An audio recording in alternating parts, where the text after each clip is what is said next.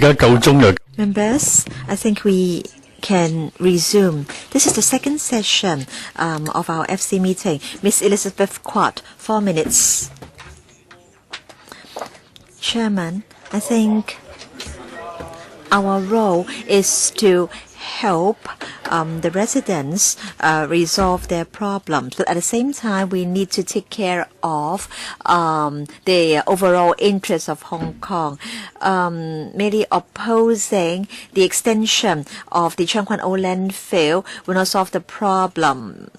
In fact, the main problems are the older problems and the the problems caused by the RCVs. But if all these problems can be resolved, then the residents may not even feel that there is a landfill near them. And so last year, I said that I would stand firm. I said that I would not support the government's proposal unless my suggestions were implemented. And of course, the proposal was withdrawn. And I want to say that if we merely or simply want more votes, then we should act like what Mr. Gary Fan does. We just voice our objection and have the problems gone away. The problems have been with the residents for the past decade or so. So I think we shouldn't just oppose the administration's proposal. We have to try to see to it that the problems can be resolved. Now, the IWMF won't be commissioned till about 8 years later. And meanwhile, the St. Landfill may reach capacity before the IWMF is commissioned and completed. So what's going to happen in the interim? Will we face a problem where we have nowhere to house the waste? Mr. Chairman, I want to say that we are adopting a multi-pronged approach. We are trying to reduce waste at source. We also trying to promote waste recovery at recycling. We are not simply relying on landfills and the IWMF. Now we have a recycling fund. We'll step up our efforts to reduce waste at source, and we're going to press ahead with the producers' responsibility schemes. So we want to reduce waste as far as possible at source, and at the same time we will expedite the construction of our waste disposal infrastructure. Mr. Albert Chan, I have been listening to members' comments and the administration's replies for 2 hours patiently. And I think we won't be able to make any headway if things go on in this manner. But then, of course, the administration may have secured enough votes already. In 2012, 5.56 million tons of waste were produced. So 2.16 million tons were recycled, and then 3.4 million went to the landfills.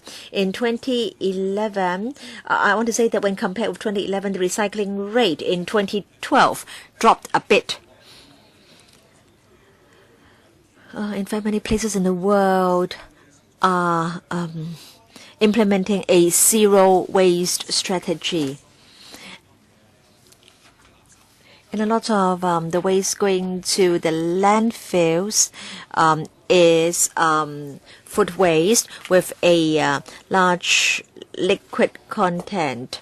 In fact, about 80% of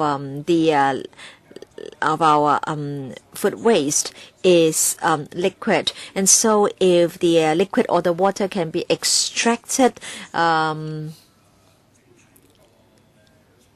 then the total tonnage of waste going to the landfills will drop very significantly. And in fact, the odor problem can also be reduced because a lot of the odor produced at landfills is caused by the water content in our food waste. So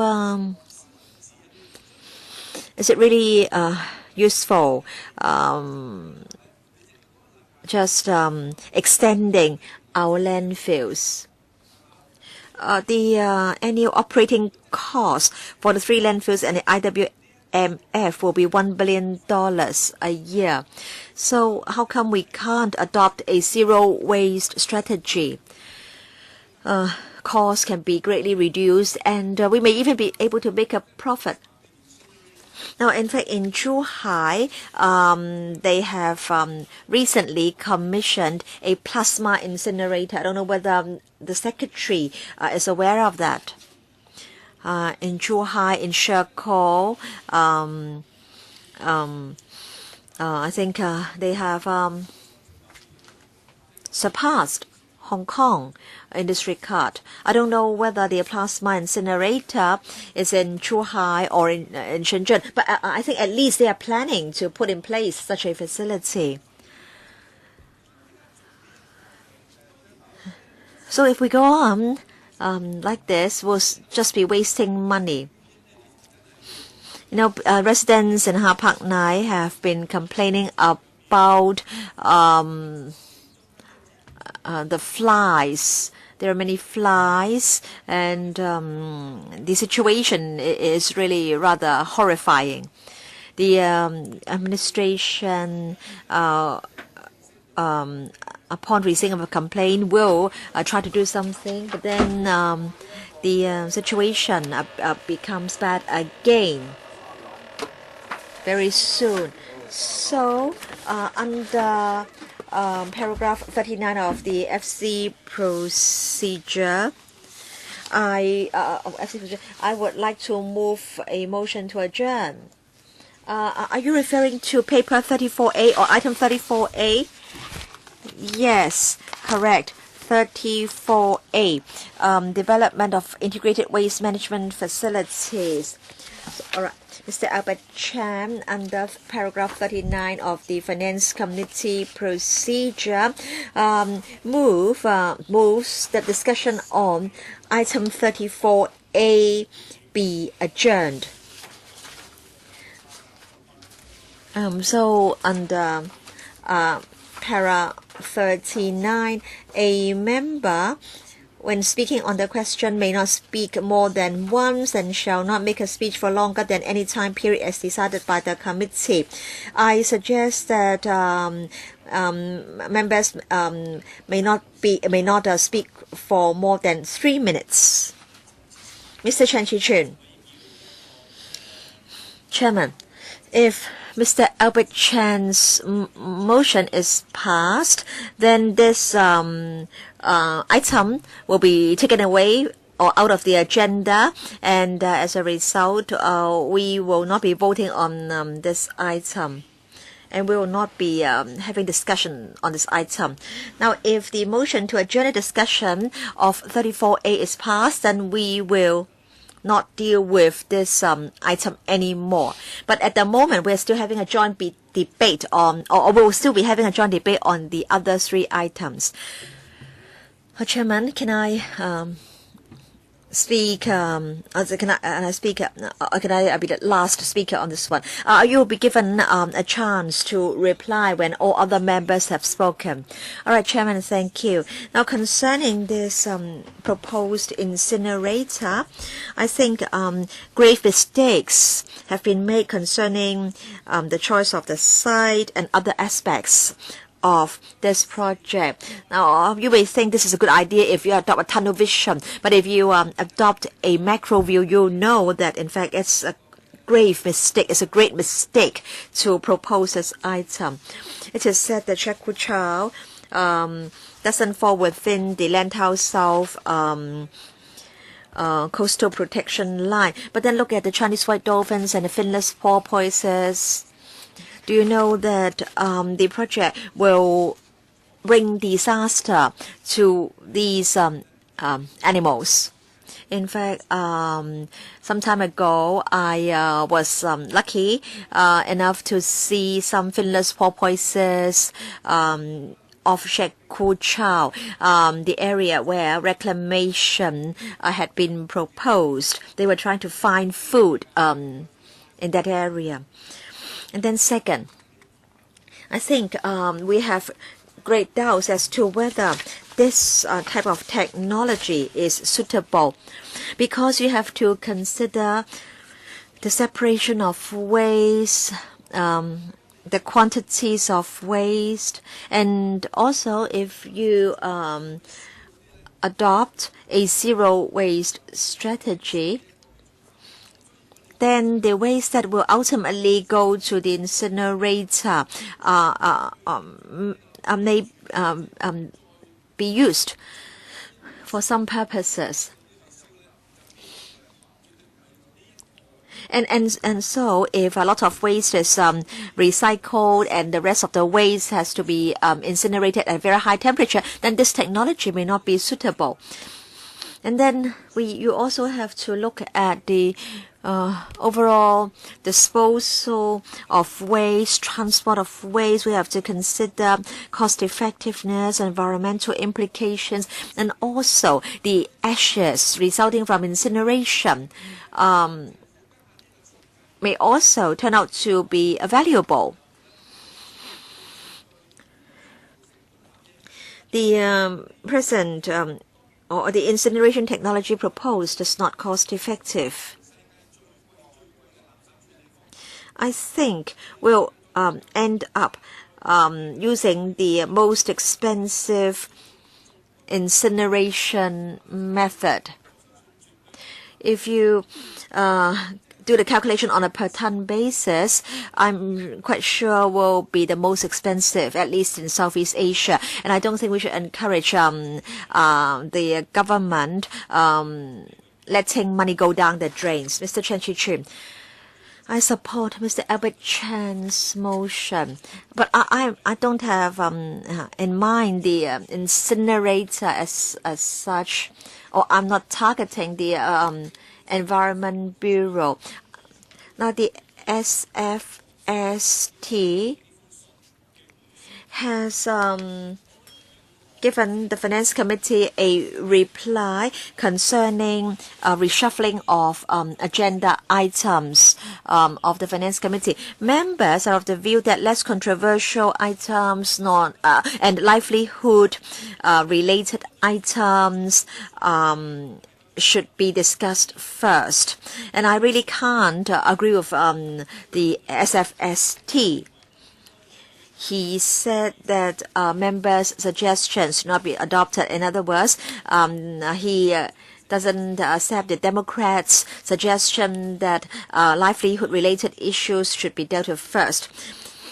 He said that these first 7 items on the agenda were closely related to people's livelihood. You may say that in fact whatever the government does, it has to do with people's livelihood. But let's look at these items. The INT Bureau, and I'm sure that it is not related to people's livelihood. Not having the Bureau will not harm people's livelihood directly.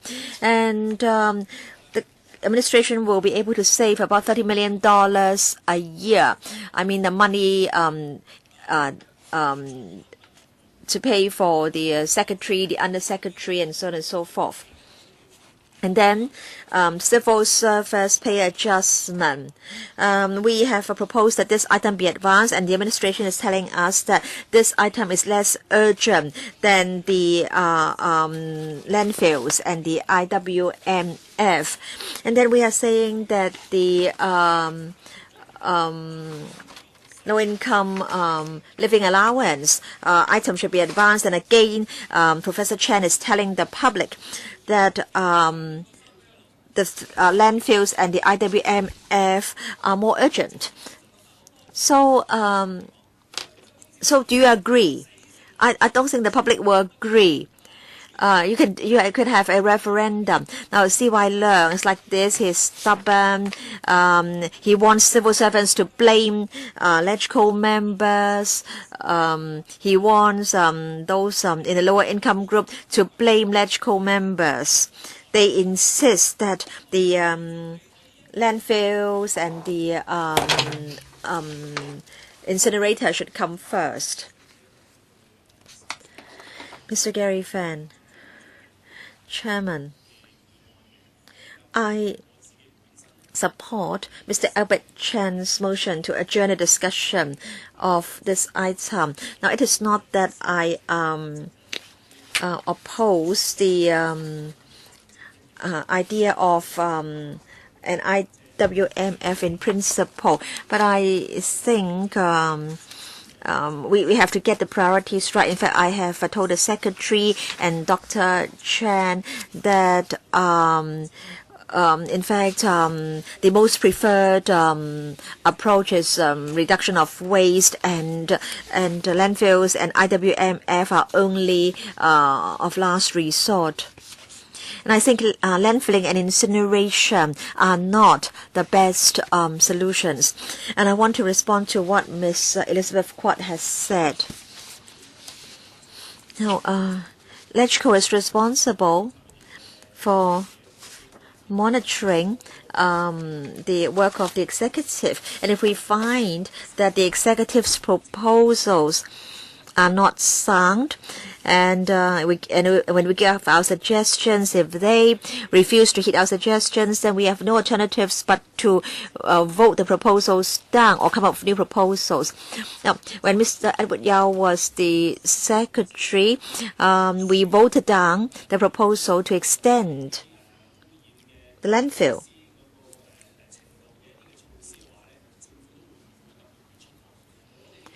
And as a result, the administration was forced to come up with mitigation measures rather urgently. So it is only through bringing pressure to bear on the administration that the administration will launch in a more urgent manner mitigation measures so we want the administration to have more incentives to promote waste recycling and reduction of waste at source. In Taipei City, the incinerator was constructed, and in fact at the same time the government promoted reduction of waste at source, and the government's efforts were effective, and as a result the incinerator didn't have enough refuse to burn, and as a result some refuse or waste at landfills was dug up for incineration. So I hope that we can learn from the Taipei experience. I think we should set our priorities. Mr. Leung, yes, Chairman, I support Mr. Albert Chan's motion to adjourn the discussion of the item. Mr. Alan Leung, I want to say that the item in question is 34A, and Mr. Albert Chan is moving the motion under paragraph 39 of the FC procedure. Thank you, Chairman. I support the motion. Nevertheless, I think all of us here know that the landfill extension proposals and the proposed IWMF are extremely controversial. And so if C.Y. Leung is really working for the interests of Hong Kong people, he should agree to the advancing of the non-controversial items. So if Mr. Chan succeeds, then we can dispense with one, and then we can move on, and then we can deal with the pay rise proposal. Of course, the civil servants sitting across the chamber feel a bit embarrassed, but at least we can achieve something. Now, if the proposals are not yet mature, they are so controversial, and yet you would, if C.Y. Leung would insist on having them kept head of the leak, then top of the leak, then there must be some ulterior motives. Now, we know very clearly that it is not the FC standing in the way, blocking the pay rise of the civil servants. And I hope that the low-income families know clearly that it is not this committee that is standing in the way so that they don't get the supplement. Rather, it is CY Leung who is standing in the way, because CY Leung can always reshuffle the sequence of the agenda items. I'm not being disrespectful, Chairman, but then you have the prerogative, you have the power, you have the right to readjust the sequence. I respect your choice. The administration does have the right to adjust the agenda items, and it doesn't call for the chairman to depart from any convention, because all along we respect the sequence suggested by the administration. And in fact, it is CY Leung who has created this impasse, and I just want to say this. Mr. Leung Kwok Hong, well, indeed, it is a crisis. We have got 3 landfills. 1, Tung landfill, 2nd, Chang, 3rd, Leung landfill. Sich Tung talked about creating Hong Kong as a Chinese medicine city, etc., etc. And then Donald Tsang also talked about the landfills and the incinerator.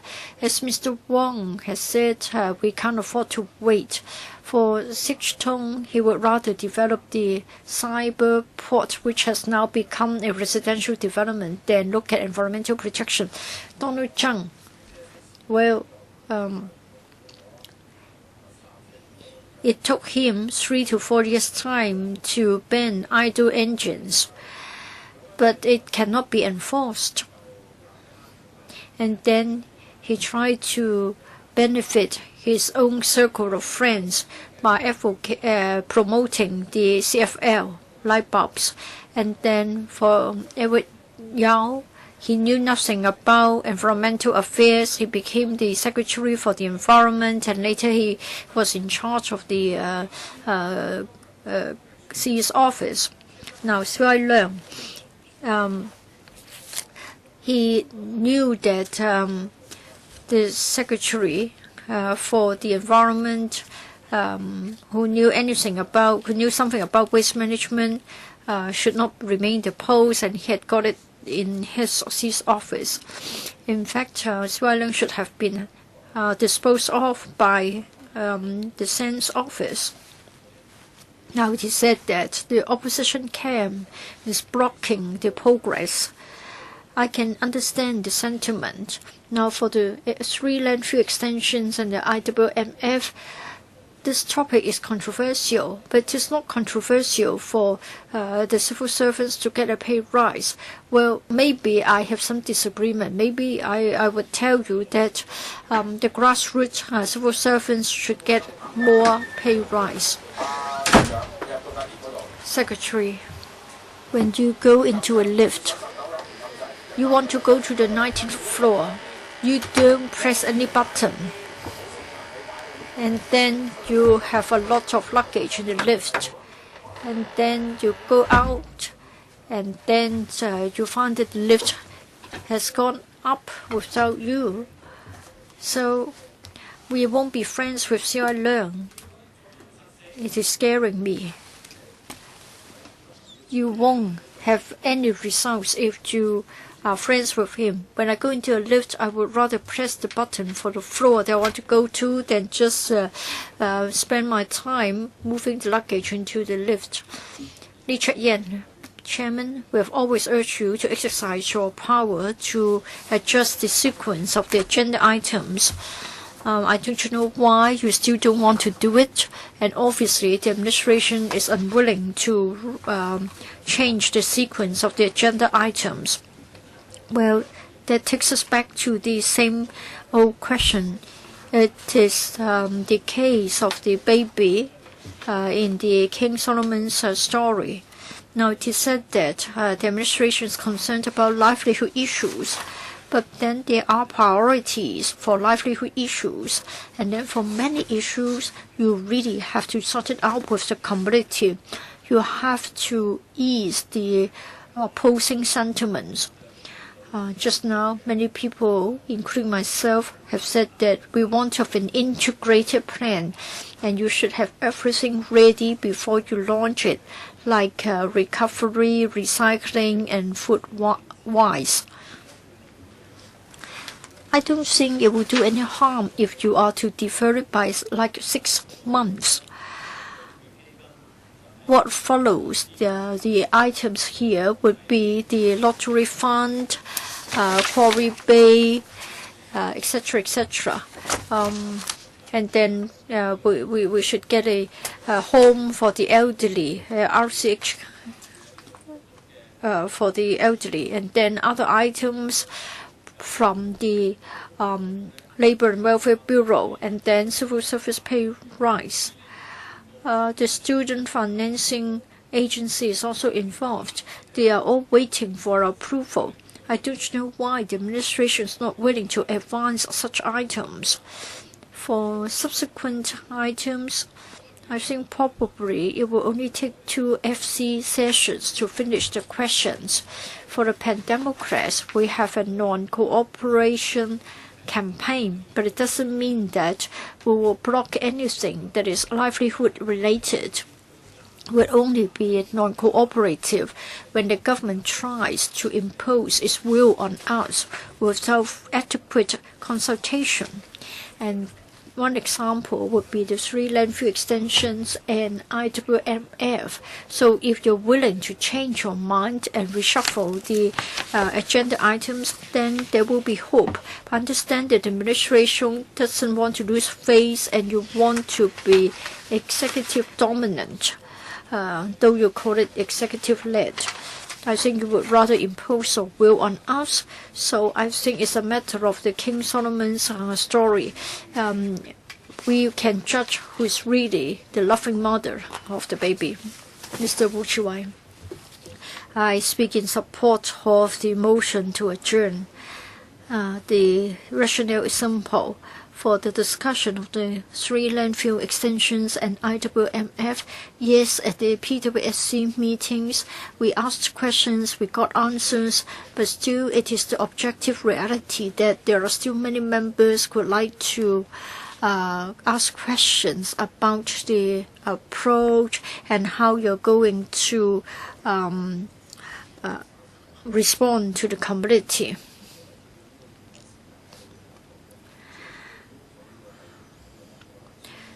This sort of discussion may take a long time. Therefore, we have been trying to ask for a change in the sequence of the agenda items so that we can advance the less controversial topics like civil service pay rise, the construction of a residential and care home for the elderly, so that we won't be causing any anxiety about those other projects. In this way, we are genuinely caring for the public interest.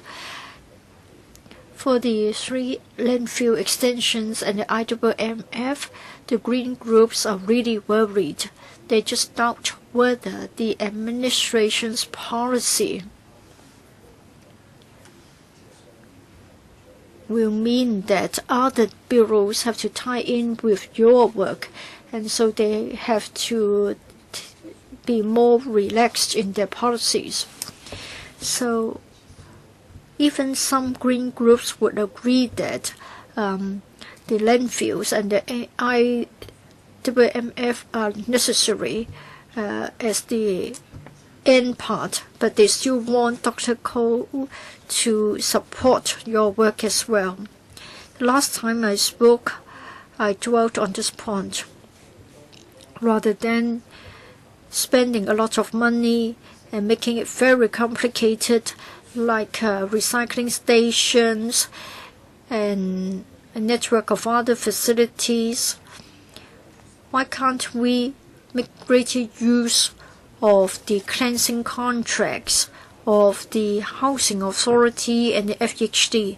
I think they can become your army to collect the recyclables. You have told us in your answer that you will cooperate with the HA to have a waste audit.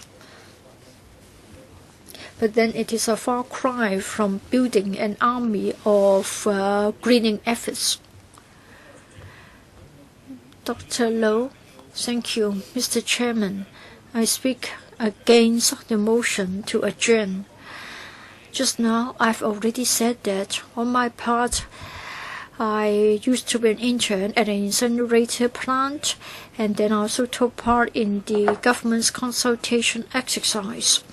Let me just supplement a point. For the site selection and the EIA report, I'm also very familiar with them because I was at that time a member of the ACE, and I was also a member of the EIA subcommittee. In fact, I also studied the proposed sites for selection.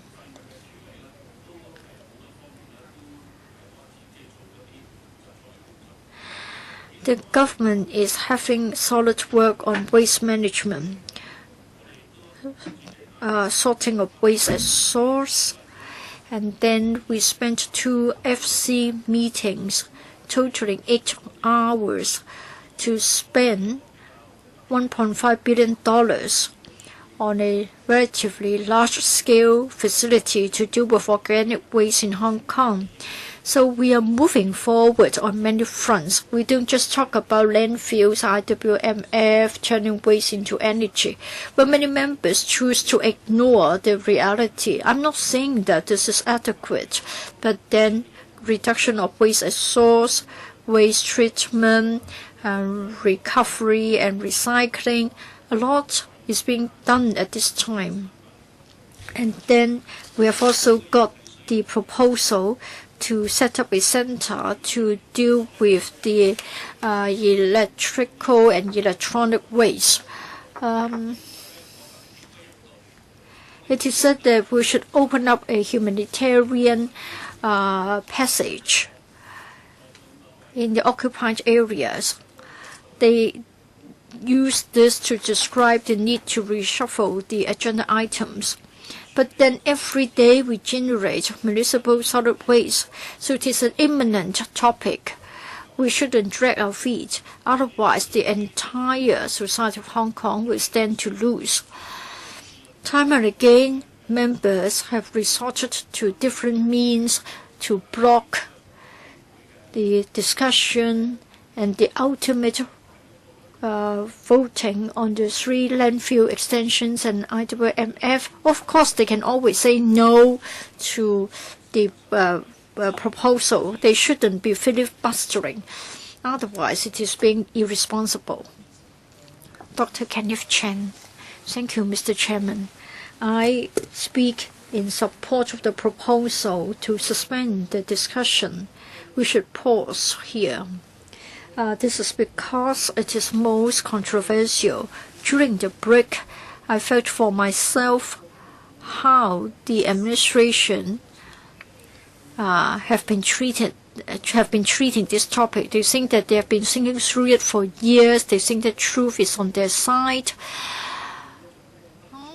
I don't think it's a matter of filibustering, dragging our feet, embarrassing the government, or being non-cooperative. I'm being cool-headed. Now, before us is a major infrastructural project. And then Mr. C.Y. Leung, in his electoral campaign, said that incineration should be the last resort. So there are many things that should be discussed. I don't think we should say that if you don't understand, then you are being in the wrong, and then you have the duty to understand it, and then you need to explain the position for the government. If you don't, then you are being naughty, you are wrong. I don't think this is what we expect of a responsible and mature government. It's time for us to pause and think and try to see in what areas we can do better and give a clearer explanation.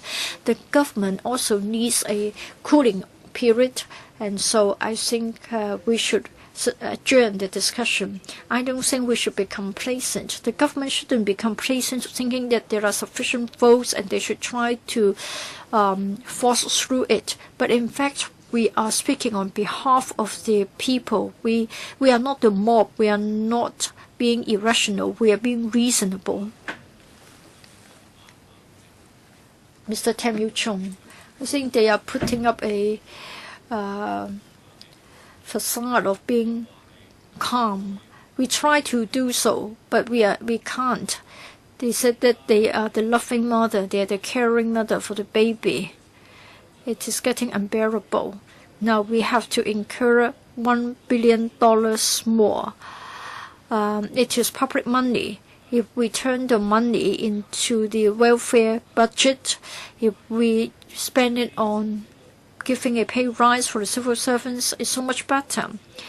Well, for the first session, I think it was quite normal, though I can't agree with Gary Fan. He's against the extension of landfills. For the IWMF, he says that once it is built, then the administration will procrastinate.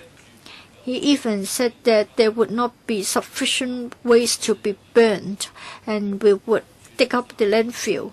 No, we have got 10,000 tons of waste per day, and then the capacity is only 3,000.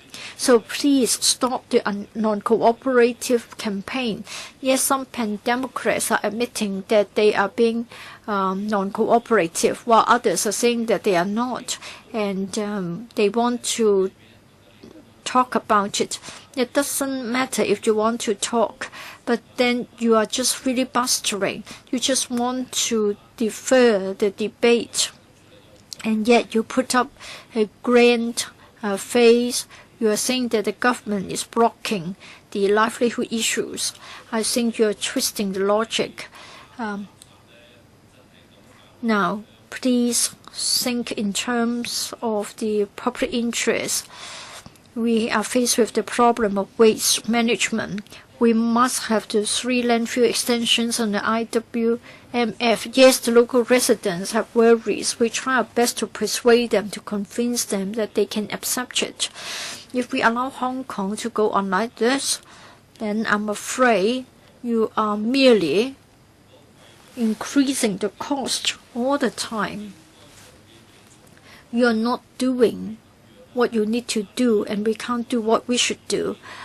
Who is to be victimized? You yourselves, as well as Hong Kong as a whole. I'm begging you, and if you want to ask questions, we've got so many officials here. Ask your questions, and they'll try their best to answer your questions. We've got 4 hours in a meeting. Spend money on the questions. Please don't resort to moving a motion to adjourn. You can always resort to this, and then 1 hour will go. I had not intended to speak because that would take up another 3 minutes of the meeting. Mr. Chen Kin-po, I think the opposite camp is terrifying because they would try to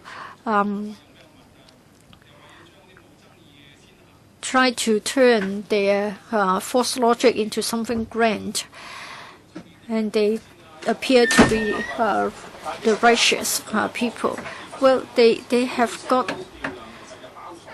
are no different from the consmen.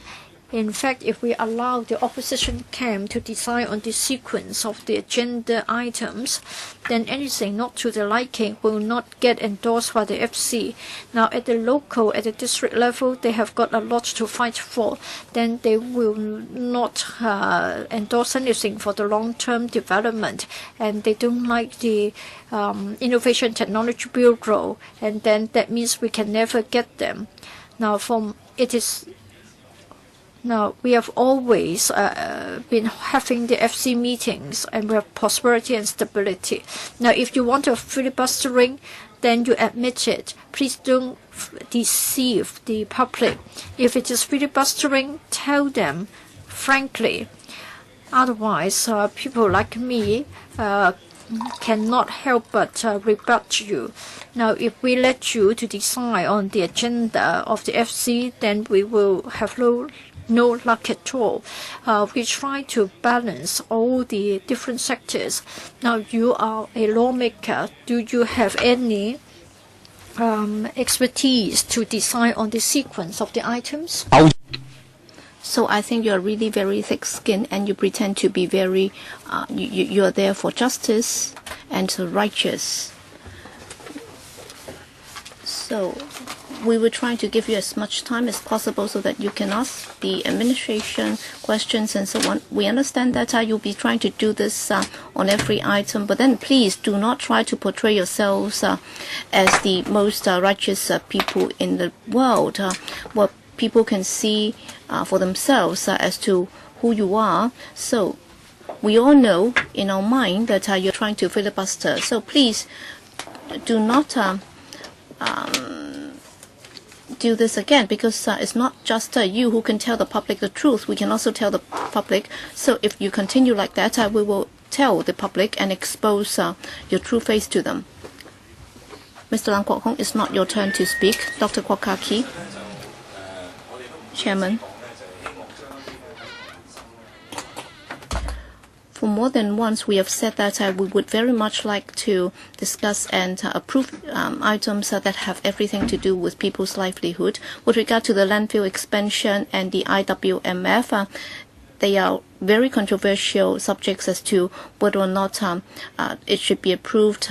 And for the landfills in Cheung Kwan O and Tuen Mun and elsewhere, well, we do not see much sincerity coming from the administration in discussing these issues with the residents. And during the summer months, many groups and residents have asked that the Bureau Director and his team should go to their district to discuss the issues with them. But then, regrettably, the summer is gone, and yet nothing has been done by the Bureau Director and his team. So if you continue to do it like that, it will only cause further division in a community. For example, with regard to reduction in waste, sorting, and fee charging, well, much has been said about this, and yet in terms of the timetable for implementation is far from clear, and we do not see much sincerity on the part of the government to implement them. But then when it comes to the landfills and incinerators, they are the easier options. And I can even say that you can just close your eyes, and if you can expand the landfills, then with regard to reduction at source and also on recycling, which you have not been doing a good job, you can delay them time and again, and that's not going to help the community as a whole. And if the administration is sincere, then you should have tried a lot more to help not just the districts affected by the facilities. You should also show us as to what you're going to do with regard to reduction at source and so on. And you should have stepped up your efforts in those areas. In several areas, for example, reduction at source, you should have bought more time, both for the administration and the district concerned, so that you can have enough time to take a second look into this and to review your decision. And by adjournment, it doesn't mean that we're not going to discuss anything at all, because as we know, there are many items that have to do with civil services pay rise and welfare and so on. So we should have discussed those first. But then even for the pro-establishment camp, they don't care about this. Well, for welfare facilities that are much needed. So they're using this as a bargaining chip. They are hijacking these issues. They are saying that if you do not allow us to pass these controversial items, then we will not allow you to pass those as well. I think this is most unethical. That's why I support the adjournment motion. Yes, Fernando Jiang. Chairman, the pro-establishment camp said that we are pretentious, we are hypocritical, and we are trying to adjust the livelihood items so that they can be discussed again. They can be discussed first. And if we were to allow, if we were to set the priorities, then Hong Kong will, in a worse state. I think if you were allowed to do that, then Hong Kong will have no luck at all. So you are standing by the administration so that the 3 landfills and the IWMF would be placed at the top. But then, what other items should be discussed? We're talking about the LIFA, that is, and also the RCHE, and also the daycare center for the elderly. All right, they are in the queue, and there would be no chance for them to get the funding. So are you suggesting that they should wait till they die before they can get it? So is it that imminent for the 3 landfills and the IWMF? How about the low-income families? And if you were allowed to set the priorities, well, that's the way Hong Kong is doing. That's why we have the wide wealth gap. And for the consortia and the plutocrats, you have everything and you can have a say in everything. And yet we are trying to help the grassroots and the weak and the frail, and we are trying to help them first. What's wrong with that? What's the difficulty? What's the problem of passing them first? Are you saying that you will be against it? If you're not against it, why can they not be given priority? Are you saying that the elders should wait longer? Well, for elders who are not able to get a place in the RCHE, well, there are some 5,000 who would pass away or die before they get a place. And for new RCHE places, well, we are just talking about several hundred every year, all right? Are you happy with that? So there should be further delays. Is that what you're suggesting? So who is using them as a bargaining chip? So you're using the low-income families and also the weak and the frail as your bargaining chip to force us to pass these items, which are obnoxious items in the first place. And you have not made very good planning. For example, you talk about environmental protection. You talk about reducing waste. In fact, you've been doing that for more than 10 years. Yet what have you done? And you have not got very good plans before you came, and then with the landfills expanded, then you would be sitting back and doing nothing, and you will continue to increase waste. You don't care. You cannot be bothered, and you will have more waste generated. It doesn't matter, and then you can just carry out massive works and so on. So you cannot be bothered, because with these infrastructure projects, you will pocket the profits. So what's going to happen to the poor? And C.Y. Leung made it very clear. As far as his priorities are concerned, this will be with the rich and the plutocrats. Mr. Jeffrey Lam, I cannot put up with it anymore. I can see that on the list there are many livelihood-related issues. Yes, people like Fernando Cheung said that there are items that should be given higher priority, and Emily Lau also felt that certain items should be given higher priority. But then once the list is there, we have to deal with it. Well, for waste, it's okay, because when people look into the mirror, they don't care, even if it's waste before them. All right? If we are besieged by waste, what's going to happen?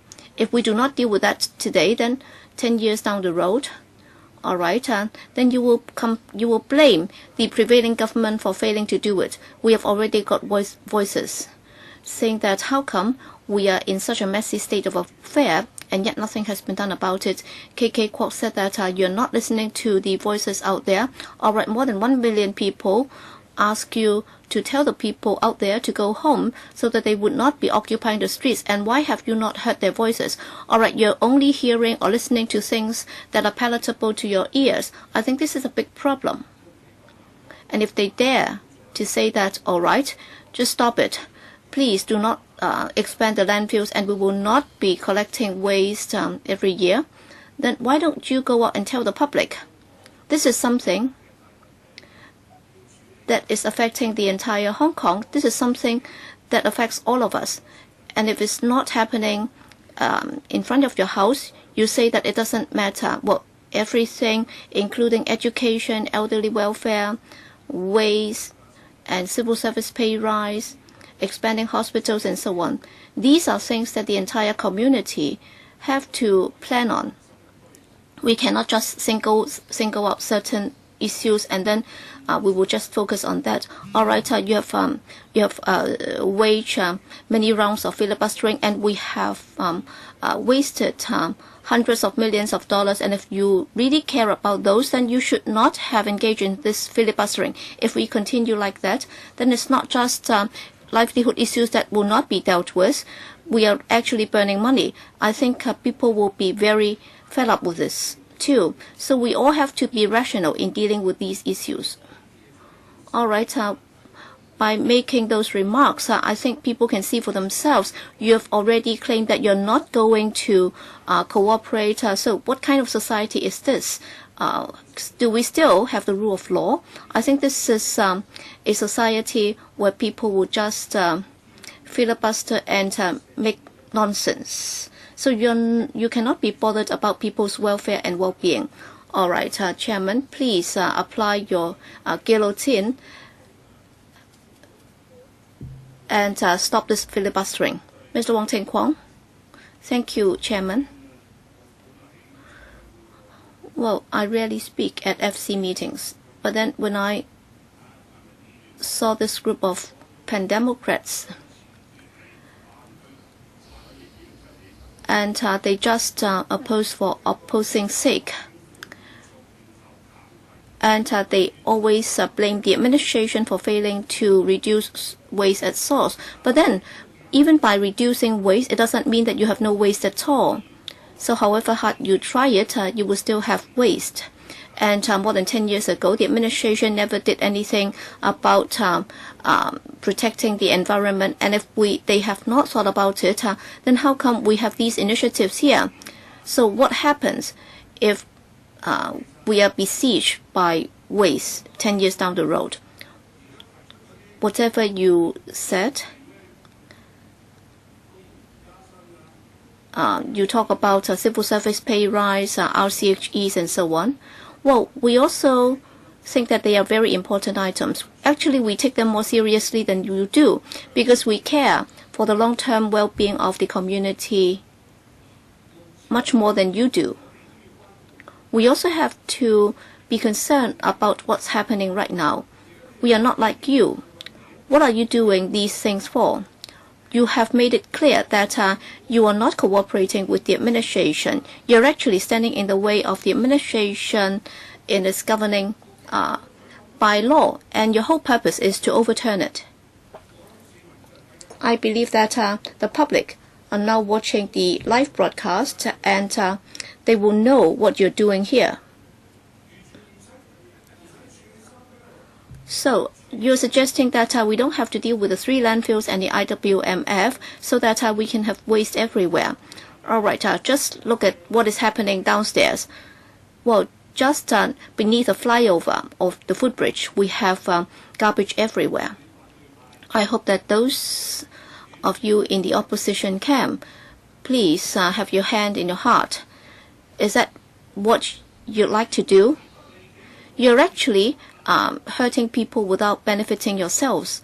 Why on earth are you doing this?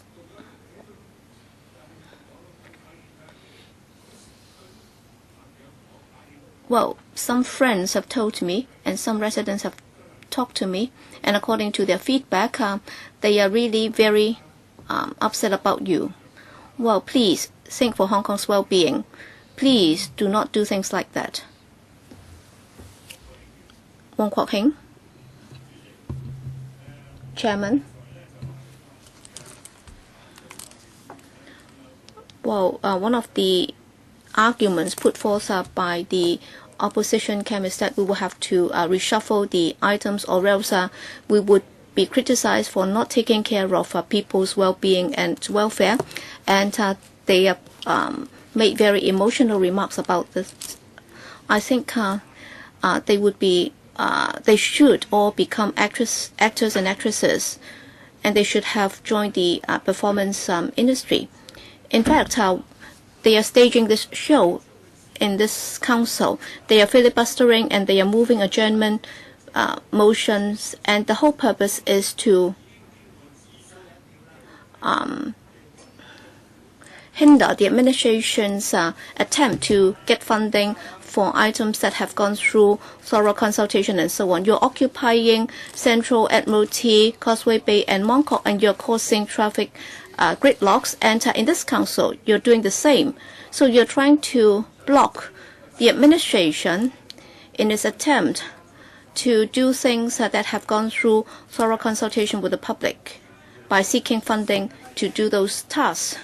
So you're actually hijacking the public, and you're wasting public money. Within this year, at the very beginning of the session, the administration has already made it clear that during the last session, over 20 items have been delayed, and more than $1 billion has been wasted. And if that had not been wasted, then you would have done a lot of things to take care of the elderly and so on. Fernando Jiang, you made very emotional remarks. You could have won prizes for your acting. So you being Teacher Jiang at 7 p.m., you should have done that. All right, for those who are watching the broadcast on TV, you can see that the Legislative Council is being occupied. They've accepted Jimmy Lai's money, or they have received money directly or indirectly from the U.S., and therefore they are taking advantage of their position as lawmakers. Mr. Lang Kwok Heng. Mr. Lang Kwok Heng, it's not your turn to speak. Chairman, please give me a few more seconds. That's why, precisely because of this, I hope that all members of the public can reduce source at waste, so that at the next LegCo election, you will have to remove these waste from LegCo. Does any other member wish to speak? If none, Emily Lau.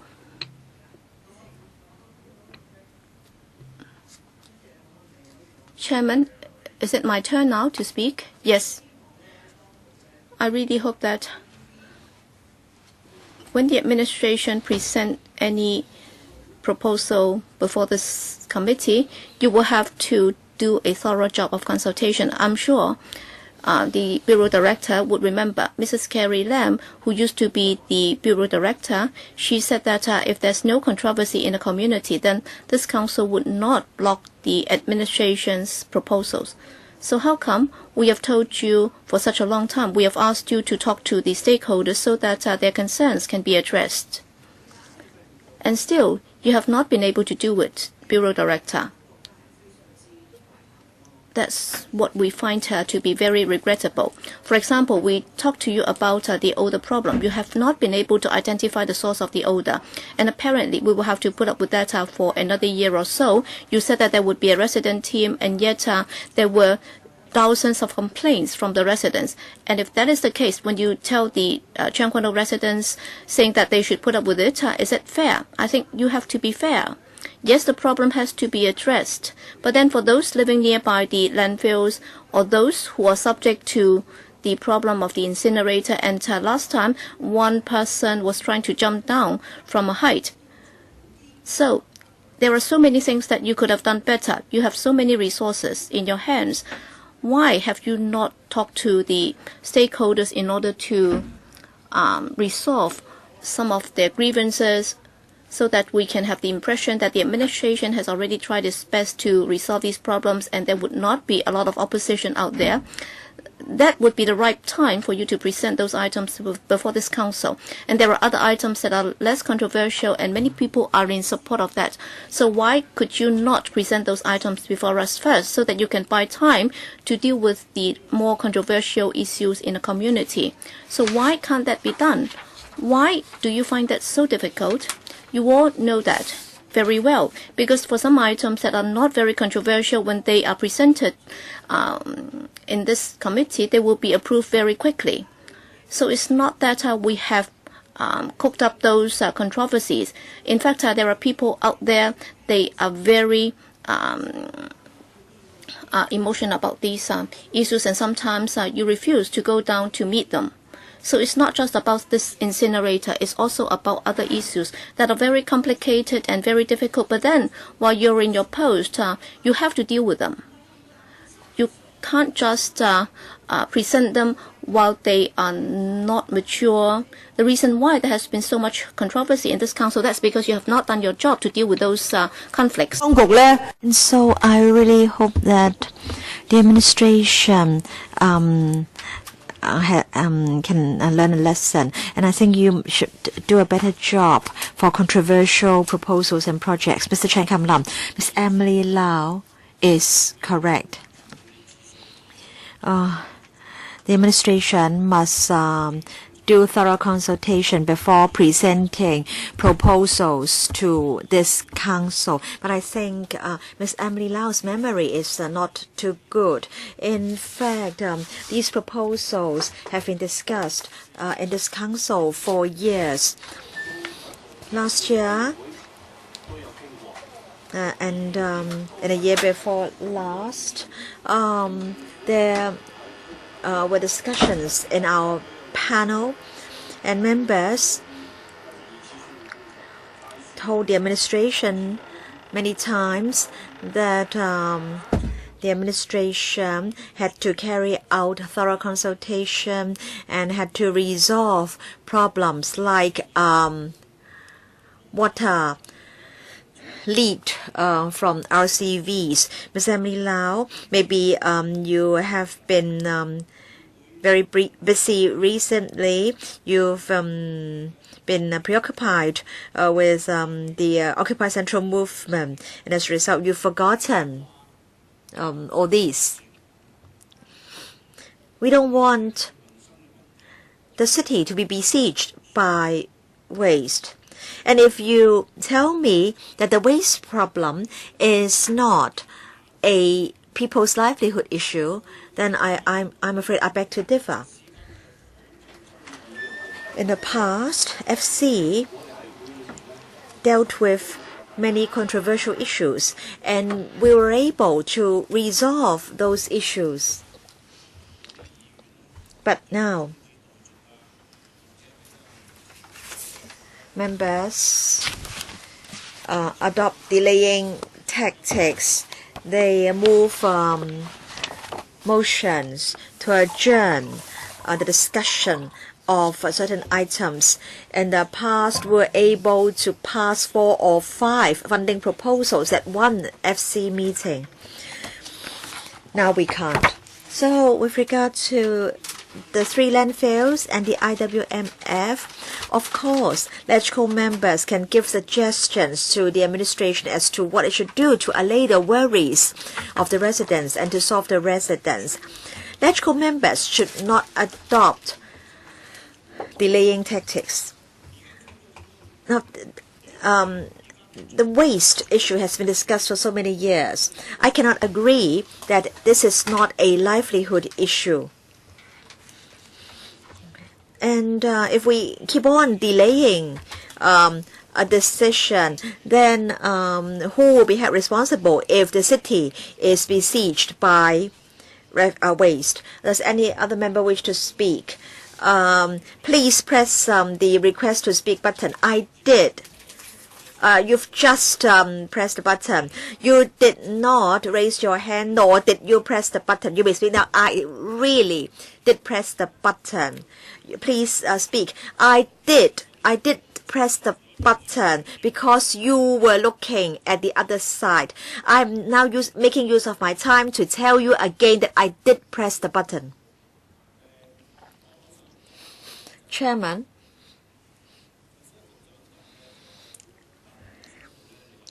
the secretary said that he had talked to, or the administration had talked to the villagers of Hapak Nai. But then the officials who took part in the discussion were not those who could make decisions. They were the engineering people, and there weren't too many rounds of discussion. The villagers raised certain issues, but those concerns were not addressed. So, Secretary, you may think that the issues have been resolved.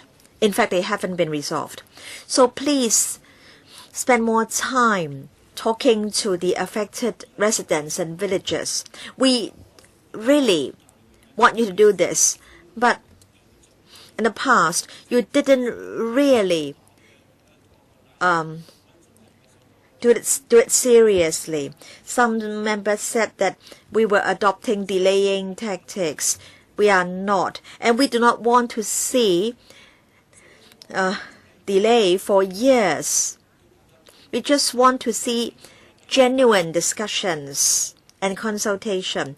We, in fact, want the matter to be resolved as soon as possible. Chairman, you want us to discuss the 4 items in a joint debate, and you only allow us 5 minutes for the first round, and then 4 minutes in the second and third round. In fact, I spent 1 round asking and getting a reply on the incinerator. We don't have sufficient time. You are not giving us sufficient time to discuss these issues.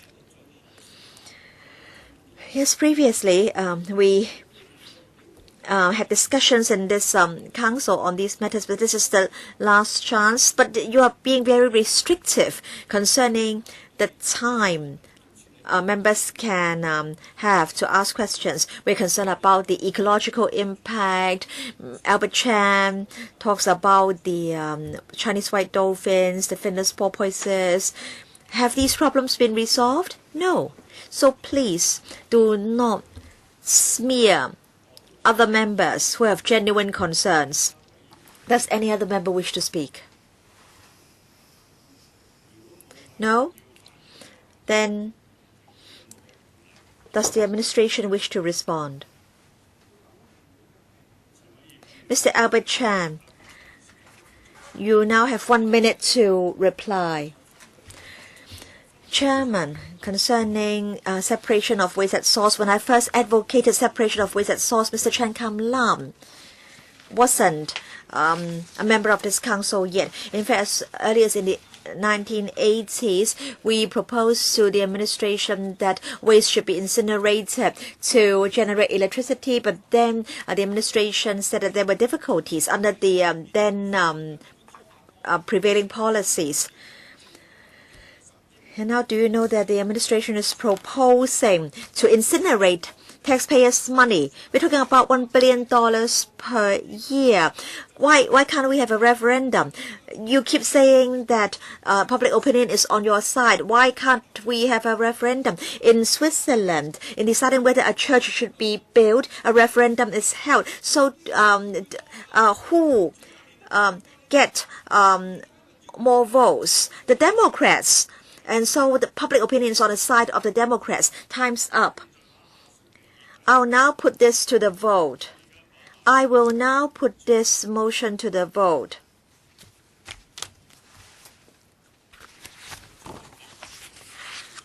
The division bell will ring for 5 minutes.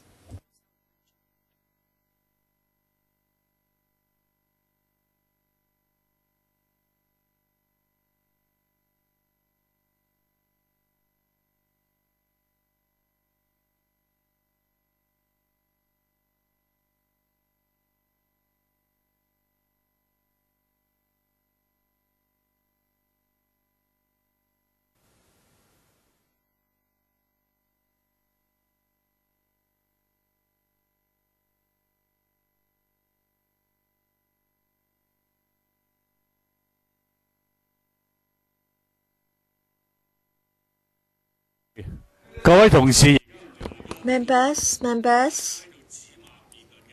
this is not a time for debate and for pointing accusing fingers at each other. Mr. Leung Kwok Hong, it's not a time for you to speak. Mr. Leung Kwok Hong, you're speaking. Please stop.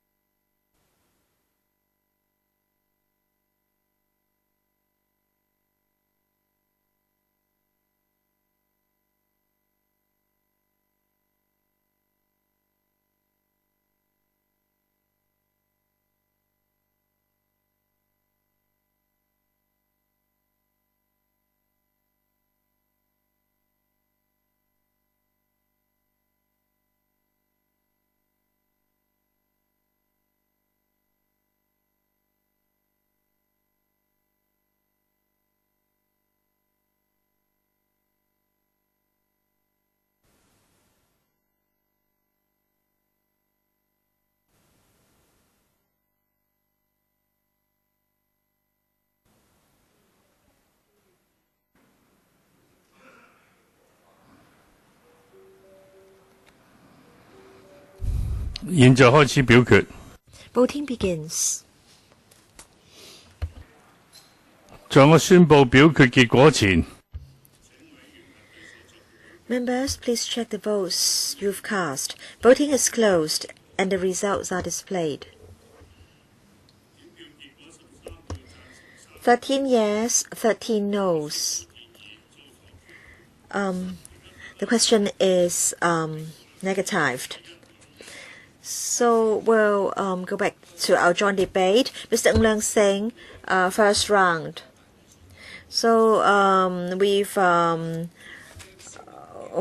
wasted quite a lot of the meeting's time. Mr. Albert Chan, please respect other members. I want to say that, in fact, many members of the public think that the Pan-Democrats, in fact, are acting against the interests of the public. So they've wasted the meeting's time. Mr. Albert Chan said that Zhuhai had surpassed us, but then we keep on wasting time. We keep on filibustering, and a newspaper article said that if members all act in this manner, then the victims will be the 7 million people in Hong Kong. Concerning the odor problem, the recovery and recycling of plastic. In fact, these questions should have been asked in the PWSC, and replies should have been provided. So you can decide to support the proposals, or you may decide to vote against the proposals. And then members keep asking about the administration's waste management and disposal policies. So we members keep on asking questions in the FC. These questions have been asked time and again. Mr. Leung Yu Chong said that he had a lot of questions to ask. In fact, there can be no end to such questioning. And then members may move motions to adjourn the discussion of certain items. Now I would like to ask a question about page 13. This paper is about the sand landfill.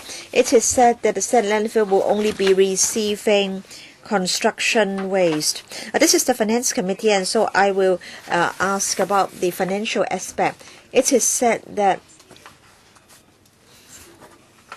the recurrent expenditure can be reduced by about 22 million after commissioning the sand landfill extension. And the capital and recurring costs arising from the project will be taken into consideration when determining the affected fees and charges as appropriate, blah, blah, blah. So does it mean that after the extension is commissioned, the charges will have to be payable immediately? And then I want to know whether you are going to recover the capital cost gradually, or because there are factors like depreciation. Dr. Chen. Yes, Chairman. Now, the amount of waste at the sand landfill will be halved because it's only going to receive construction waste, and so the any recurring expenditure will be $22 million. But then concerning leachate and landfill gas, these facilities still have to be in operation, and the amount is about $200 million per year. That's the operating cost. And then with regard to the polluter pays principle, we are referring to it because if the operating expenditure goes up,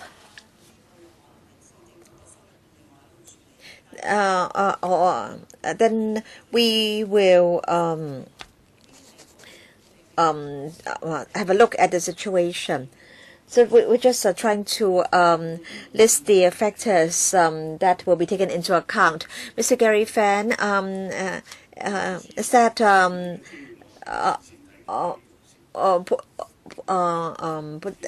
put there by you, because I can't see the members behind you. Mr. Michael Tian, Chairman.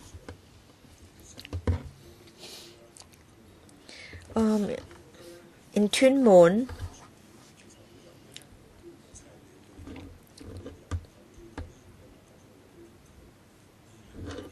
the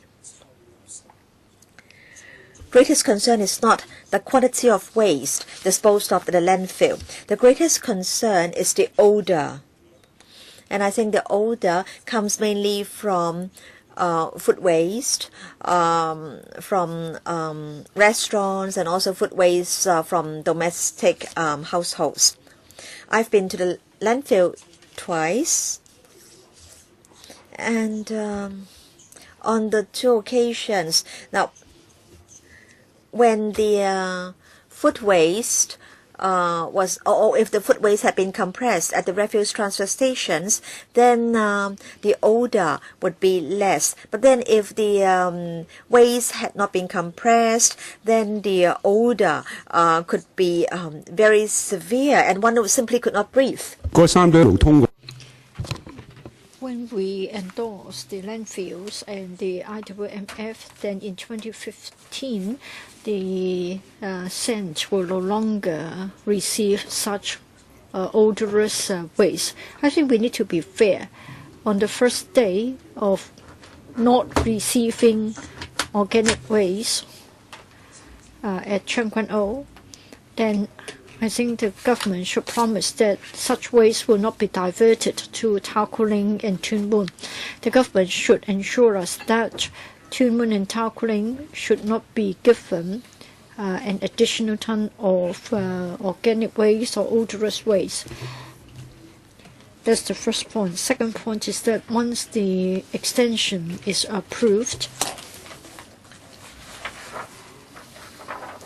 then for odorous waste going to Tuen Mun, then it should have undergone compaction first, or the waste should go to the organic waste treatment facility. Yes, I know before that the incinerator would not have been built, but if you can give such an assurance, then it will ease their worries. If you have the odorous waste going to the OWTF, or if will undergo a compaction first, then there's no less concern. I understand that for the charging scheme, I think we must have a charging scheme before we can implement what I'm referring to. Now, the most absurd thing is that if you dump your waste at landfill, it's free of charge. If you take the waste to the transfer station, it will cost you a fee, and therefore people won't want to take the waste to the transfer station. Therefore, we should start with the food waste from the business sector. You have 1,000 tons a day. You should revamp the charging structure. Maybe you waive the fee if the waste is sent to the transfer station, but then if they go to the landfill, then they would be subject to a very high level of charges. Then there is a chance that there will be a change. Secretary, I'd like to thank the member for his proposal. First of all, we also recognize the importance of food waste, and therefore we have the Waste into Energy scheme as well as the Food Wise campaign. And then for waste charging, we have got a consultation exercise on MSW charging scheme. And my colleague can also supplement. According to the waste diversion plan for sand, the MSW, instead of going to sand, will then work through compaction and sorting at the transfer station before going to other landfills. Lan Kok Hong, second round, 4 minutes. Michael Tian's question hasn't been answered. You think that because you need to process the waste at the transfer station, and so you charge a fee. For the landfill, you don't process the waste, and so you don't charge a fee. But then you spend $1 billion a year on the landfills. I can understand your logic, but then if you adopt such an approach, then you can't solve the problem. It is meaningless for you to give such an answer. And I think it is unfair to him. Now, you have said that in the future, everything would be given compaction. What about vehicles taking the waste directly to the landfill for dumping? And then just now, someone said that for the Lohas Park, you have got a team who is resident on the site to monitor the odor, and you can take action immediately. I think it is a waste of time, Mr. Wong. You should suggest to CY Leung that there should be rental agreement with Li Ka-shing. There should be housing allowance so that the EPD's staff quarters will be moved there. You should also rehouse the secretaries of departments and the directors of bureaus to live there, and then they can set an example. And then you don't need to have somebody there to monitor the odor. Have you tried it yourself? I did it myself. I went there, and then the security guard was so embarrassed because of the strong odor. He would rather me take a cigarette, take a smoke, though it was supposed to be a smoke-free area. So he suggested that I should smoke rather than suffer from the odor. So the DAB should think about this. Now, for the organic waste, it is said that the food waste has a lot of moisture content. You have said that your answer is food-wise campaign. How are you going to address the problem? Why can't you use a container to separate the moisture from the food? I think you can just use a bucket, and then you try to separate the water from the food waste and have it flushed down the toilet. I think you just count the number of households, and then you just hand out the buckets. Now, I live in a housing estate. If you give me a bucket, I can treat the waste, and then I can flush it down the toilet. I don't know whether Michael Tian is the royalist.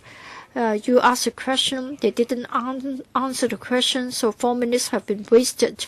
Now for the royalists, please listen carefully. Now, Sen, please give us an answer. You have the so-called food-wise campaign. Can you not sort of give a container to each household so as to treat and process the waste? Thank you, Mr. Chairman. Thank you, Mr. Leung, for your question. I did say that we have food donation, we have got the food wise, we have the waste sorting at source campaign. The crux of the matter is we should look at the need to enhance the capacity at the end.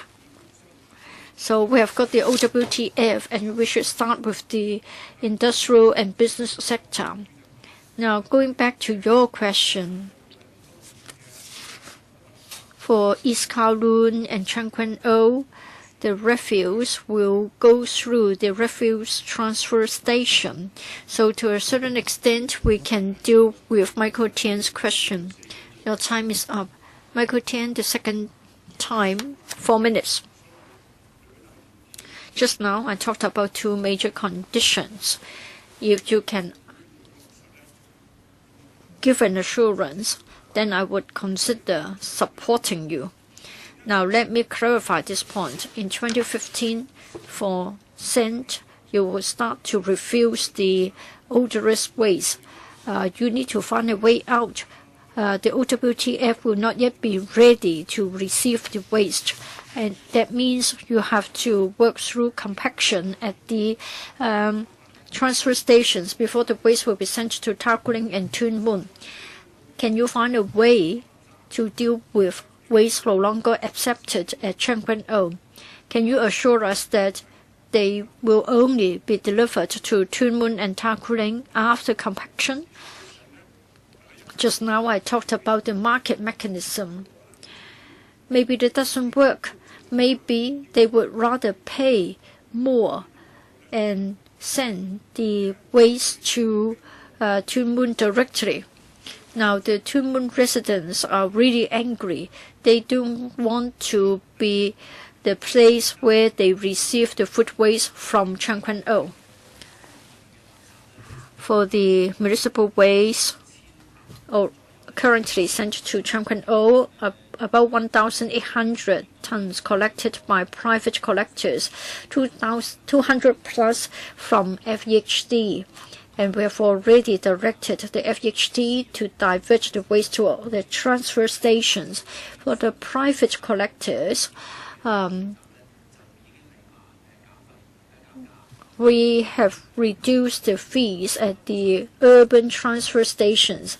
The rate has been reduced from $40 to $30, and this Sha Tin transfer station is also open to the public, so they can make use of the waste transfer stations. I'm at a loss. Now, for transfer stations, you still have to pay, even though it is down from $40 to $30, but the landfills will still remain free of charge. How can you stop or discourage people from taking the waste to landfills directly? Well, my understanding is that the major part of the recurrent cost is the fuel cost. On the other hand, the waste charge is not the main component of the operation cost. Time is also a very important consideration. So if we drive down the fees charged for using the transfer station, and if they're willing to send the waste to a nearby transfer station, I think it will work. No, I just can't work it out. Now you're saying that with a $10 difference, everybody will be opting for the transfer stations. I beg to differ. Why can't you just ban them from the landfills? Long hair, you're right. You have to find out about the source of their waste. I think they need to prove the source of the waste. They have to tell you where they collect the rubbish. Or maybe for odorous waste, you increase the charge drastically, and then landfills should not be made available free. Now, on the one hand, down from $40 to $30. On the other hand, the service is free, so how can you expect a change in the behavior? I think we shouldn't just look at it piecemeal. We can't say that since landfill waste will have to be diverted. You need to secure the residents' support. Emily Lau, the third time. Just now I asked a question about the odor and the fact that there are many vehicle trips sending the waste to Chang Kwan O. Sen said that it will be down from 1,000 to 500 trips. Residents hope that there will be more reliance on the marine route. Please explain why they cannot opt for the marine route so that there will be fewer vehicle trips along Wanpo Road. There is also the splattering of the road by waste. So can you do that so as to reduce the pollution? Thank you, Ms. Lau, for your question. For scent, as we have already said, as far as the fuel materials are concerned, currently they can use the marine route because just in September at Kai Tak they were able to get a barging point. Therefore, via the Kai Tak barging point, the waste can be sent to the public fuel bank at Chang Kwan O. So 100 trips fewer, and then next year another 100 trips fewer. But then for waste, in the urban area, we haven't got such transfer stations. We have only got one in West Kowloon, and Island East and Island West. and then the waste will go to the new territories. They don't need to go to send. So we have to understand. We'll try to reduce the fuel materials for refuse if they can have access to the sea route. They will go to the other two landfills. There isn't a reception point at send. Well, residents want less or fewer vehicular trips so that there won't be any dust emission. And please also tell us how many times are you washing the streets. This we understand. And so upon approval, they will only receive the construction waste instead of the odorous waste. So the number of vehicle trips will cut by half. Yes, we know that there will be dust emission, etc. But we can work through other legislation to control it. As to the number of times that the streets are cleaned, we are cleaning it from the entrance to Hang Hao around about 10 times a day, and FHD also regular street cleansing 7 times, and then for the CEDD between a particular point and the public fuel bank 7 times. We also wash the street signs and the planters. Mr. Gary Fan, 3 minutes, third round. For what Dr. Chen has been saying, it is related to my question. Just now, a member has said that the 3 landfills should be taken together. I think this is unfair because each landfill has the site selected for its own merits. Well, Cheng Kuen O is a new town.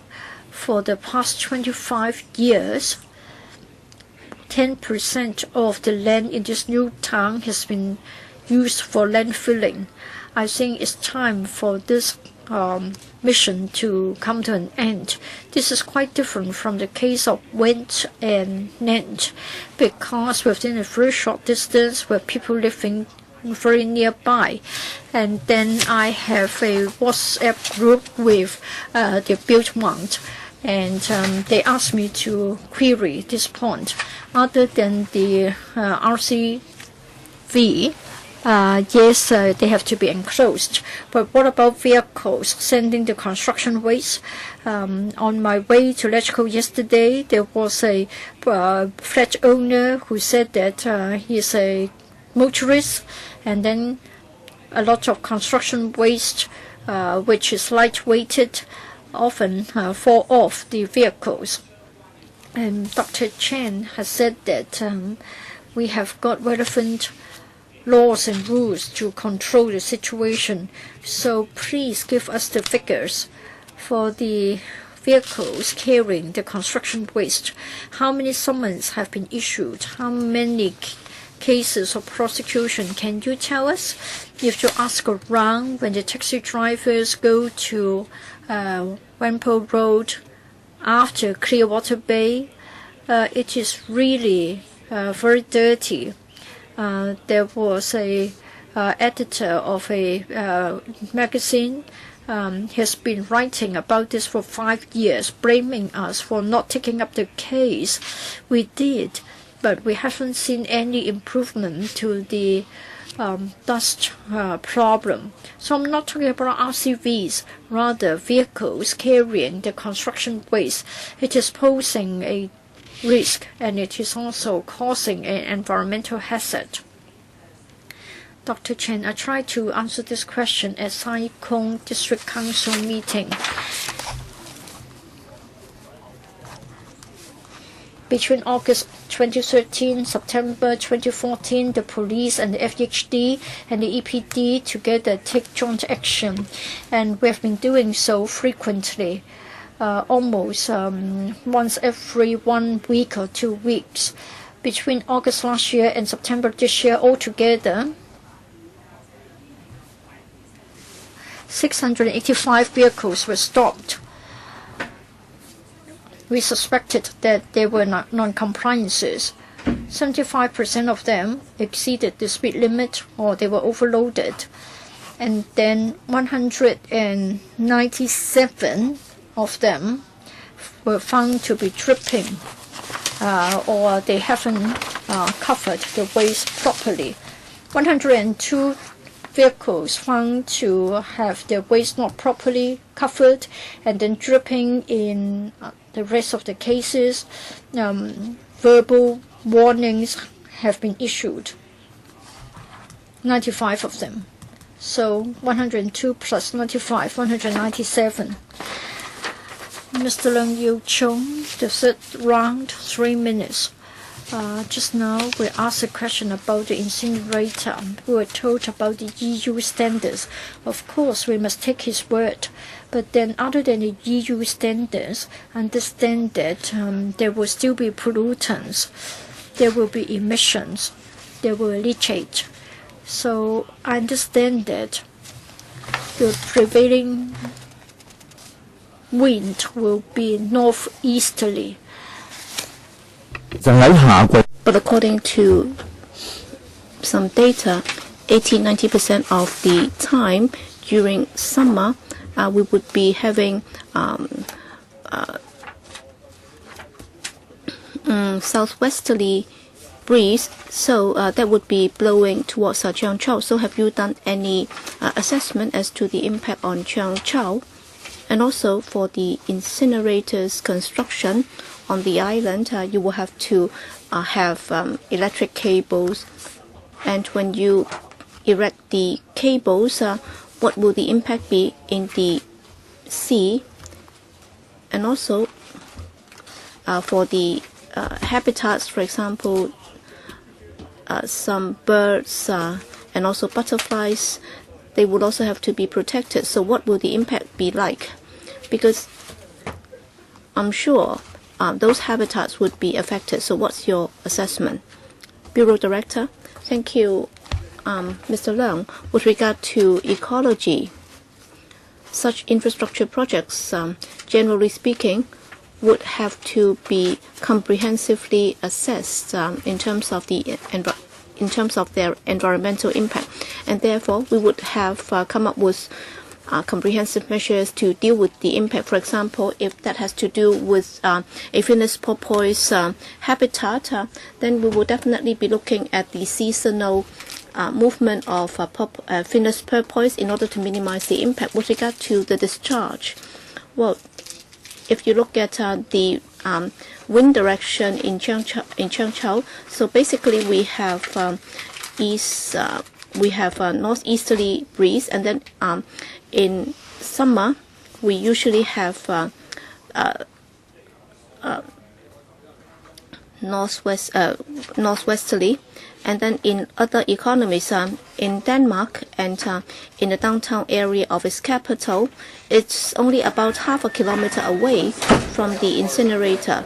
So with the latest state-of-the-art incinerator, its proximity or otherwise from residential development doesn't mean that it will have significant impact on the residential developments. In fact, they are able to minimize the impact. Mr. Leung Kwok Hong, 3 minutes. Yes, for the trucks carrying the food waste, why can't they just go into the landfill? If they don't want to go into the landfills, then you can always resort to administrative measure. Then you'll be able to resolve the problem. So everybody will be going to your compacting center or your processing center. Well, that is not feasible because you are changing their habits. But then for the compacting center or the processing center, they are very close to downtown area. That's why many other sorts of waste or types of waste will go into those centers. That's not what you want. There is a mismatch. The pro-establishment members have not been listening. That's why they don't know what I'm saying. That's the first problem. And if you do not resolve that problem, then how can you resolve the problem? Yes, for the SENT, Yes, because people are complaining loudly. That's why you are saying that, well, for the food waste, it will no longer go there. So only clean waste like construction waste will go there. And then for the second point, well, you said that you have mounted joint operation with the police and many trucks have been caught. But what if you are not there? I was there once, and there was a stone in the middle of the road, and fortunately my driver saw it, or else I would have had an accident, and you would not have seen me today here. So have you got CCTV footage? Have you shown all those footages to us? And if you're able to catch so many trucks, then have there been reports, and yet you have not been able to intercept? So can you tell us the figures, Dr. Chen? Thank you, Chairman. Thank you, Mr. Leung, for your question. For the RTS, we have 6 major RTS, and also 7 serving the outlying islands. So for the RTS, they would accept MSW, and that would also include food waste. So they would be making use of mass transit systems to transfer that. So that would also include food waste, and through the RTS, they would be put into trucks with tailgate cover. But how about the ratio between solid waste and food waste? Is about 36%. Mr. Leung, 36% is food waste, so that's very high. Yes, food waste has always accounted for a high proportion of our solid waste. And if you do not allow them to go into landfills, and if they come back, then it will be difficult to deal with, right? Lee Cheuk-yen, 4 minutes. In fact, during the first round, I already asked this question, and I have to follow up on that. And during the first round, I already asked that the construction cost is already some $30 billion, and you'll be putting that into the construction of the 3 landfills and the IWMF. Many people call that a white elephant project. But then I'm not going to look at it that way. After all, after the investment, if you had invested that into food waste and collection and recycling, then the return would be a lot higher.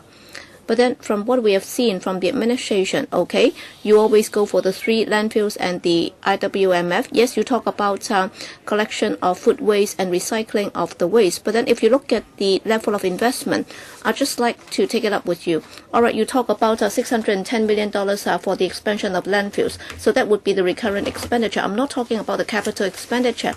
And then for 400 million is for the incinerator. So it's about $1 billion 1 year. And yet, on the food waste campaign, yes, you have to promote that. Well, for food waste recollection, and of course, I would like to create more jobs so that in all housing estate, you will collect that, and then you will have to sort it. And of course, you will have to build a food waste processing plant.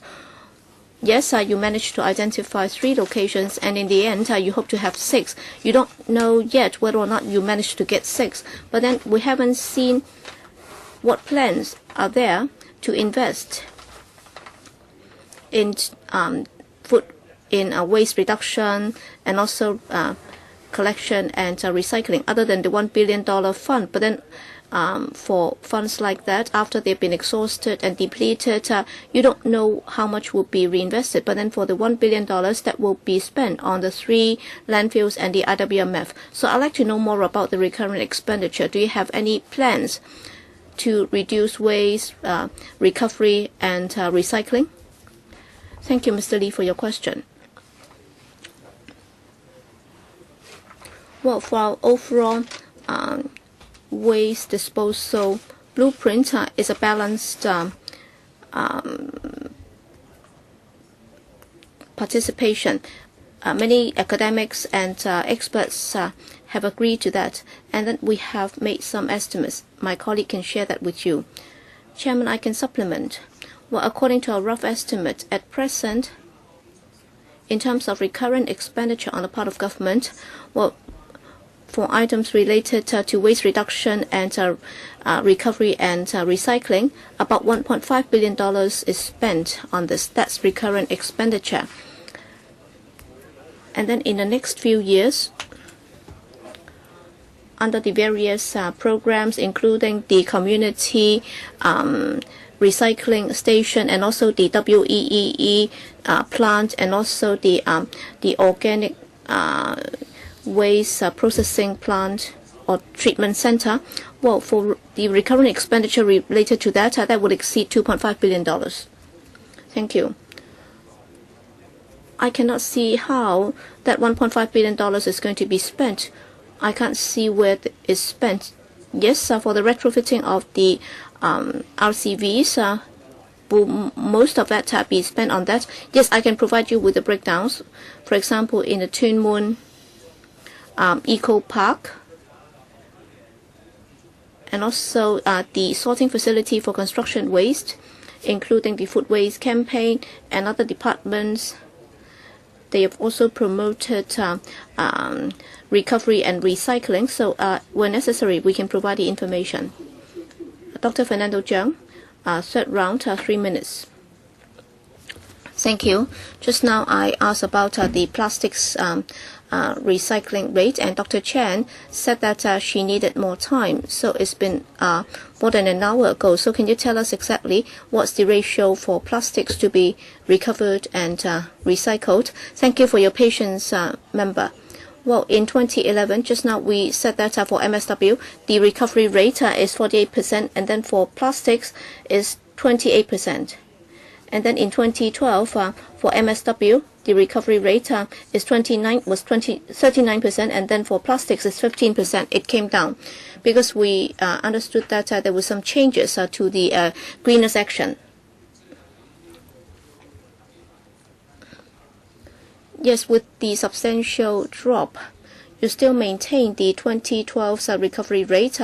It was up to 55%, according to you. So would that be realistic? That's the target for 2015. So obviously you have exaggerated the figure, and after the adjustment, but then you are not going to change your target. What additional measures will be in place to ensure that in 8 years' time you'll be able to increase the recovery rate substantially? Bureau Director. Thank you, Dr. Jiang, for your follow-up question. As I just said, to address Hong Kong's waste problem, I think the core of it is to reduce at source so that we can reduce the per capita waste generation, and that at the same time we will also be reducing the disposal rate. So that's the core of our blueprint. And of course, for the recycling rate, that would also help achieve the target. But then the most important target is to reduce waste, and then 40% will not go into the landfills. But then for the rest, we will have to think hard about this. For example, at source, should we be using less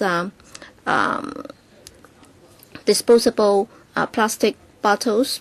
Because if we can do that, then we may be recovering fewer bottles. For example, in Japan, they are using fewer plastic bottles. That's why the recovery rate might come down. So we also have to have a good understanding about this. So we cannot just look at one figure, because that's not the ultimate solution. So we try to reduce waste by 40% in 10 years so that the disposal rate can come down. All right, reducing use is the most fundamental thing. It's about the 3 hours or the 4 hours approach. And the first hour is reduce. So you will have to reduce consumption, reduce use, and then recovery and recycling would just be medium measure. The most fundamental solution is to reduce use. Your time is up. Gary Fan, fourth round, 3 minutes. All right, at the landfills for construction waste, what is the charging level? According to the administration, it should be $115 per ton. And then when we try to look back on the information, about 10 years ago, lawmakers in this council suggested that the fee, if you want to recover cost, and if it's set at a reasonable level, it should be $215. And 9 years ago, green groups and environmentalists said that you should have charged $800. And then 7 years ago in Tokyo, the charging for construction waste was already at 1,800 Hong Kong dollars. So I'd like to know from the director or from the bureau chief, So with regard to the landfill charges, how come it's so low? In particular, when the administration is planning to introduce this charging scheme for waste, it's not just a double taxation. You're actually going to charge them for domestic waste and so on. So why have you set the charge or fee for construction waste at such a level? Well, if you've noticed our comprehensive blueprint for waste disposal, our plan is to review the existing fee level for construction waste, and earlier on, we have also talked to the construction sector, and that was in 2006 when we set the current fee level, and it's been some time ago, and it's time for us to review this. So we will have a plan to talk to the sector to see how we can review the fees. My colleague might wish to supplement. Are you referring to developers, contractors, and also the construction contractors? We will talk to all the stakeholders, including those that were mentioned by Mr. Fan. And of course, there are other stakeholders, including drivers, truck drivers. They would also have to be involved. And we would not be looking at the fee level only. We would also have to look at whether or not we are able to reduce waste at source. But then what are the justifications for the current fee levels? Mr. Chen, since 2006, we've been looking at the cost structure in determining the fee levels, and it's been years since we last adjusted it. So it's time for us to conduct a review.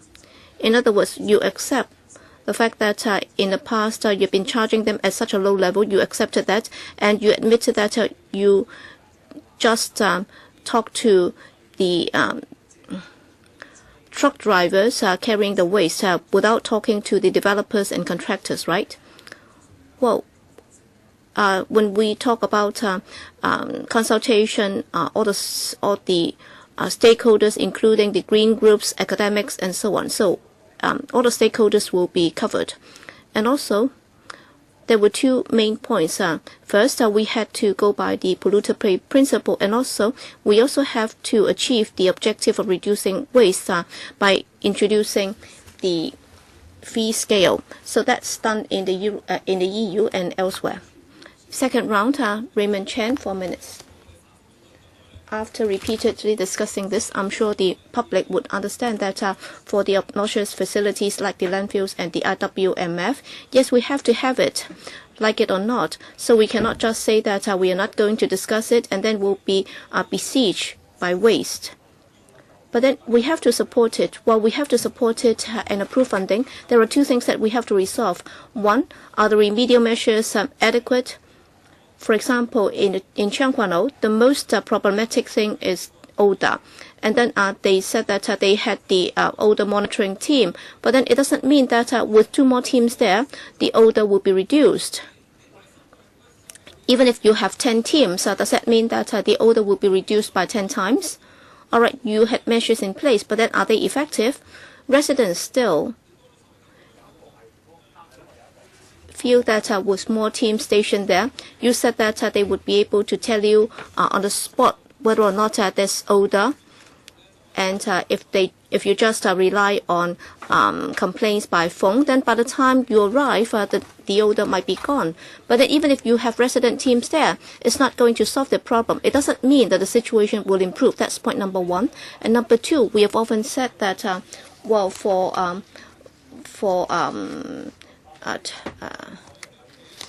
endpoint control, that's a passive way of dealing with that. We should do more at source, or for example, reduce at source and so on. And in the past, the administration might not have done it at all, or might not have done it adequately. Well, you're saying that you should give me the funds so that I can build the incinerator, and then I promise that I'll be doing that in the future. That gives rise to our further questions. All right, in Taiwan, they also built the incinerator first, and then subsequently they did the waste charging and also food waste campaigns and so on. They were so successful that in 3 years they managed to reduce waste by 40%, and there was nothing that can go to the incinerator. So Mr. Chiang said that, well, if we build so many incinerators, then you won't be able to have enough waste for it to incinerate. But then apparently you're saying that you don't have to worry because we can hardly compare ourselves with Taiwan. We will not be able to do as good a job as they do. So members of the public are wondering, all right, if you're able to do a good job, then of course we used to be the top of the 4 dragons in Asia, so we would definitely be doing a better job than they do. So would that be wasted? For example, in Taiwan, the incinerator would not be operating every day, so it might be operating once every 3 or 4 days. Do you have similar plans in place? Well, in terms of odor, as our colleague just said, so these are the existing mitigation measures as has been explained very clearly in the paper, because Tseung Kwan O and the high density residential developments are very close. Yes, with the expansion, the distance will be somewhat farther. But then, after the sorting, well, for the smelly waste, it will no longer go to Tseung Kwan O. That's why we are not going to argue with Tseung Kwan O residents, because this is an ultimate solution to the problem. And second is about the quantity. All right, our blueprint is that we'll reduce waste by 40% in 10 years. So instead of 9,000, that will come down to about 6,000, 7,000 tons in the future. So objectively, we can see that the incinerator capacity right now and the quantity in 10 years' time will still be a far gap. So there is no question of the incinerator not being needed in 10 years' time. All right, time's up, and we are finished with the 2 sessions today. So we will resume again next Friday.